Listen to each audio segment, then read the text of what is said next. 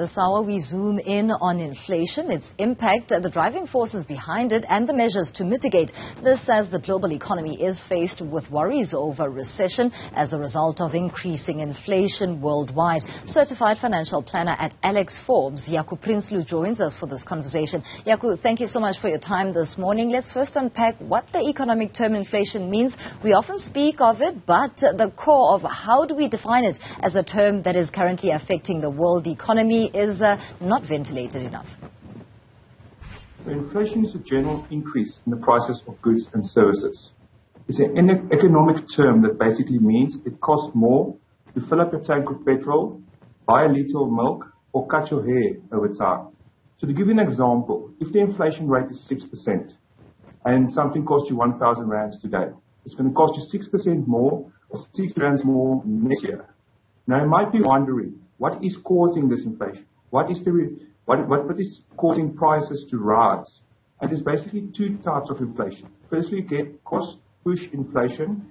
That's where it costs more to produce goods and services as a result of higher input costs, which could be wages as well as commodities. And as it costs more to produce these goods, the producers will ask you more. So when you go to the shop, you have to pay more for those goods and services. And then on the other hand, you get demand pull inflation. Demand pull inflation is where the demand for goods and services exceed the available supply. For example, if there's 100 barrels of oil available, but the world needs 150 barrels, that 100 barrels can now sell for more because there's more people willing to pay more for those barrels of oil, pulling up the price of the oil. So the current surge of inflation we're experiencing is mainly as a result of cost push inflation created by higher wages in developed economies, geopolitical issues causing commodity prices to rise, as well as supply chain issues causing also resulting in a lack of supply. But either way, inflation means goods and services are becoming more expensive. And that's exactly what I want us to touch on, the global effects of inflation worldwide.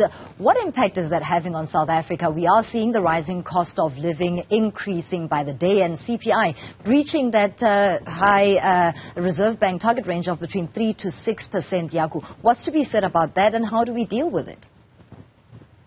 Inflation affects every aspect of our life, and there's 4 levels I want to touch on today. Firstly is the individual level. For you and me, it means our money becomes worth less. Because as things are becoming more expensive in the shops, the same amount of money we receive at the end of every month, or in our bank account, or in our wallet, is now worth less because when we go to the shop, we can purchase less. So inflation is making us poorer. On the investment level, certain assets perform better during times of high inflation, like property, shares, and commodities. While on the other hand, interest-bearing investments or fixed-term investments perform poorer. So during these times, you want to own assets which can adjust their income stream according or in line with inflation. You know, on a macroeconomic level, if we get persistently high inflation rates, the Reserve Bank's going to have to start raising interest rates, which they already started. When interest rates rise, it becomes more expensive to borrow money as well as pay back debt we already owe. As the cheap money or the availability of money leaves the economy will slow down. And as we slow down, businesses will continue to struggle, combined with the fact that individuals as well as businesses have less purchasing power, will result them to struggle. And it can also lead to job losses because of businesses struggling and then closing down. So if the economy slows down, it can lead to a recession, which can lead to further job losses. And then lastly, on a socio-economic level, inflation increases inequality because low-income households spend a larger proportion of their income on necessities like food and transport, while on the other hand, more high-income families, which owns a larger portion of assets like shares, commodity, and property, are more protected. So the low-income households suffer because they're losing purchasing power, and the high-income households are becoming protected and might even benefit, just increasing the gap between those two. So inflation is not something only economists or bankers or investors need to worry about. It affects all of us, and the more we know about it and educate ourselves, the better we can guard and prevent inflation from eroding our purchasing power. Lastly, having said that, and briefly in your response, let's talk about the near-term outlook. Like you indicated, the Reserve Bank is likely, when they meet in terms of the Monetary Policy Committee meeting that's taking place towards the end of this month, that 50 basis point increase in the repo rate is expected.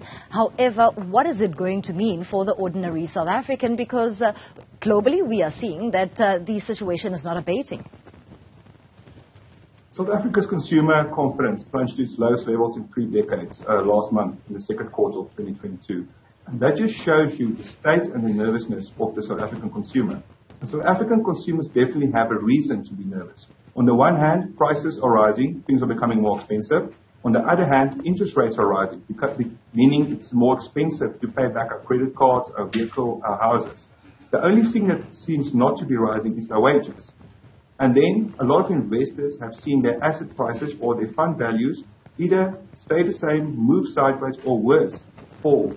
So there's a lot of nervousness and uncertainty. But unfortunately, there's not much me and you as a consumer can do against inflation except change our consumer behavior.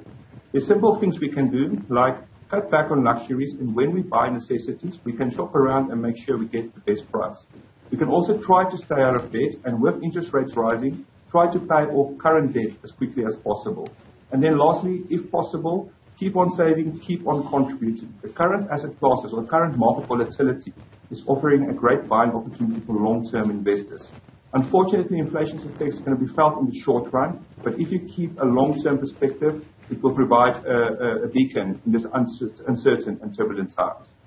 Thank you so much for your input. Jaco Prinsloo is a certified financial planner at Alex Forbes, talking to us about the core of inflation and highlighting the current impact on the global economy.